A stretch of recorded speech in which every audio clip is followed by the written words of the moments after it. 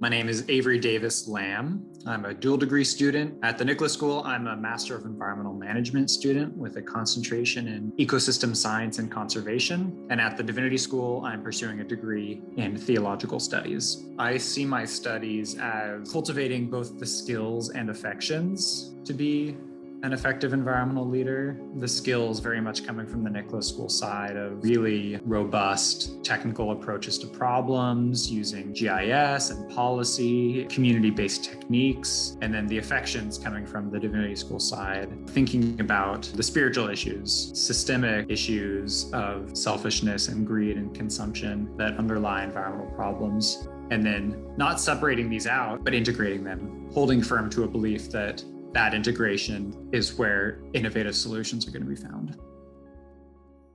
Environmental justice has come to be really central to my Christian environmental ethic, healing for the oppressed and caring for the people who are the most downtrodden by society. When we look at those stories today, it becomes clear that those people are folks who are living in environmental justice communities, those communities that have done the least to contribute to the environmental crisis and yet are bearing the greatest burden. In a lot of those communities, the church is a central organizing force. I've found that when I start working on environmental justice with those communities, it becomes clear that the Center for Community Organizing is often a historically African-American congregation. And so not only is there sort of this theological mandate for environmental justice, but, just from a practical perspective, it makes a ton of sense to work with these church communities because at the end of the day, it is those communities that are already doing the work of environmental justice. And I see my role as coming along to support them in whatever way I can. My master's project for my MEM is focused on helping coastal congregations adapt and become resilient in the face of climate disasters. How can churches be hubs of resilience in their communities? How can they help their communities weather both the spiritual and the physical storms of the climate crisis? Be that hurricanes or saltwater intrusion or hog waste. I'll be working with several coastal congregations in North Carolina, developing a specific plan for how they can plan for and address those problems over the next 10, 50, and 100 years.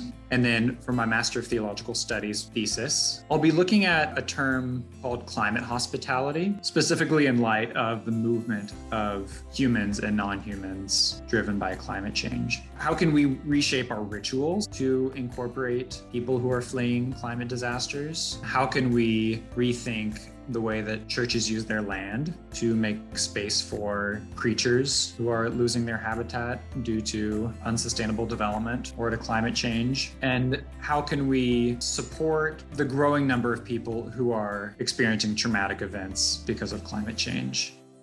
The environmental justice movement. Born in Warren County, North Carolina, there was a toxic waste site that was going to be located there. And it was the racial justice minister for the United Church of Christ, Ben Chavis, who was the central organizing force. And the United Church of Christ published a report that was the first report to make the connection between toxic waste sites and racial demographics. And so, it's really from the beginning that the church has been so centrally involved. What has become clear to me and clear to so many people, I think, over the last year is just how inextricably connected environmental justice has to be with racial justice movements. And of course, it's so clear in the words of Eric Garner, I can't breathe. Those same words are uttered by millions of people who are living in extreme pollution in environmental justice communities. Any sort of solution that separates the climate crisis from the way it is disproportionately impacting frontline communities is going to be a false solution. The only chance for the kind of unprecedented change that needs to be made on such an unprecedented timescale is for a massive groundswell of people power. And that, of course, comes through organizing and through advocacy. The climate crisis is a crisis, but the climate crisis is also an opportunity to build a more beautiful and a more just world. And I think it takes a kind of hope to say that. Hope is not a passive optimism or an expectation that no matter what, things are going to get better. In the Christian tradition, hope is an active orientation to the world. It's a belief that is paired with action. I put trust in God that a better world can come.